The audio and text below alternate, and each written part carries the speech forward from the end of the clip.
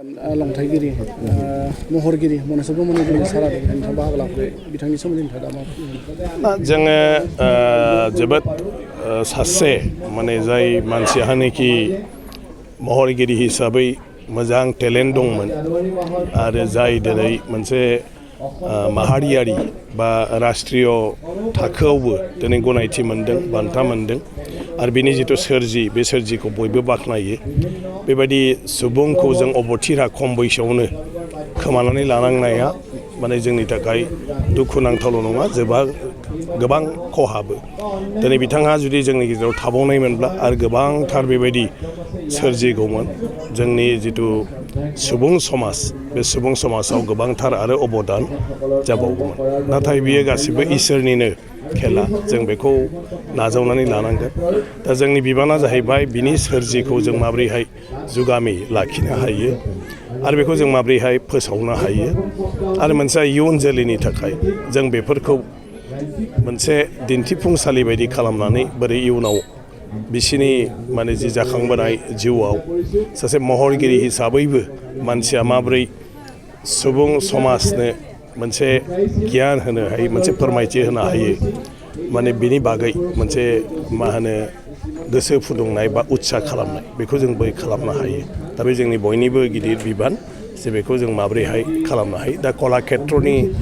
मानसिफ्राबो बुंदों जे बिसोरो बिथांनि गासै सोरजिखौनो कलाक्षेत्रआव प्रिजार्भ खालामनायनि आरो मोनसे एक्जिबिट खालामनानै दोननायनि राहाखौ खालामगोन दिनै बड'लेण्डनि मानाव गेदेरसिब प्रमद बर' बिथाङाबो बेवहाय बुंदों जे बिथाङाबो हागौमानि बे बेलायाव मा दं बेखौ नायनानै माबोरैहाय गोजोर खालामनो हायो बिनि थाखाय हाबा मावनायनि बाथ्रा बुंदों आं सानो बेबायदिनो जायगानि मानसिफ्राबो आरो मा मोनथिगौ मा नुदों बबाव मा दंबावो बेफोरखौ जुदि एसे बुथुमलायोब्ला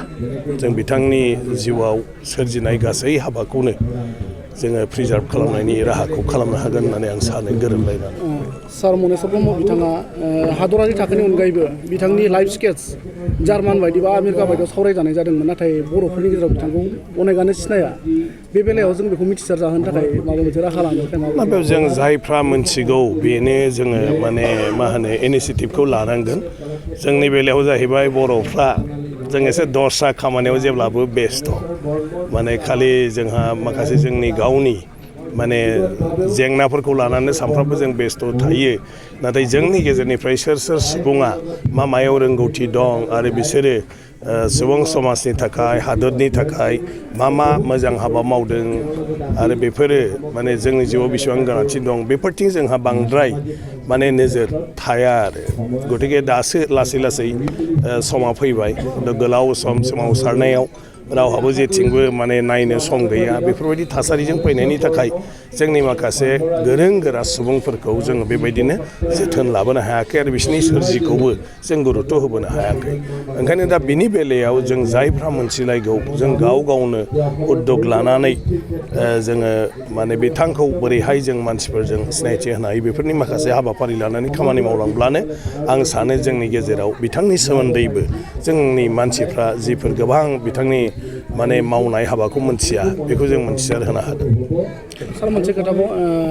इण्डियान हिस्टरि 20th सेन्चुरिनि इण्डियान हिस्टरियाव मनेस्वर ब्रह्म बिथांनि बागै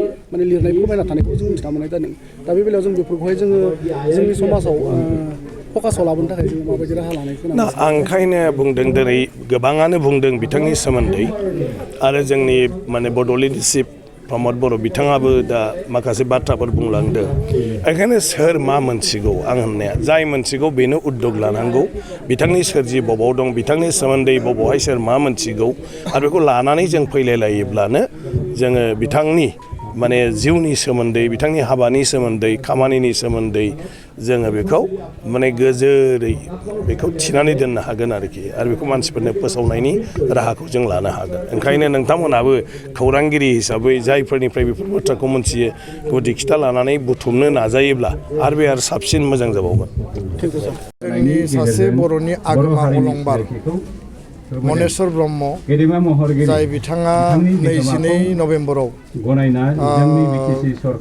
हरखाबै रुंसारि जायो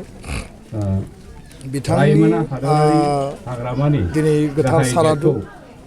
आरो ललित कला एकाडेमि मनेस्वर ब्रह्म बिथाङा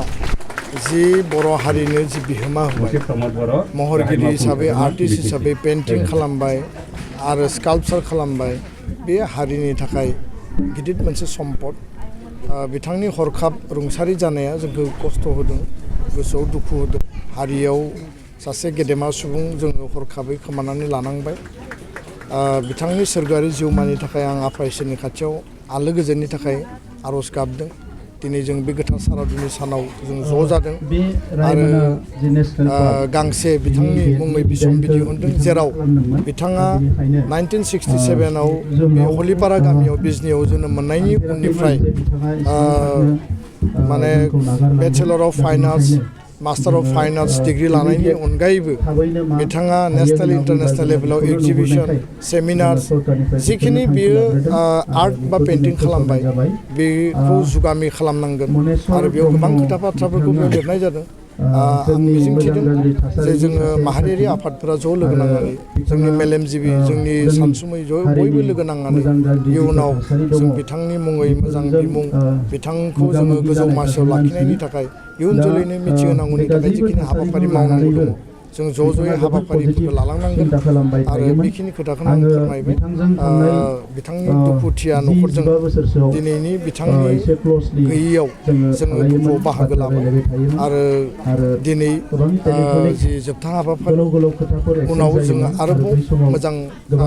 हाबाफारि लानानै बिथांनि मुंखौ जों जुगामि खालामनांगोन हाबा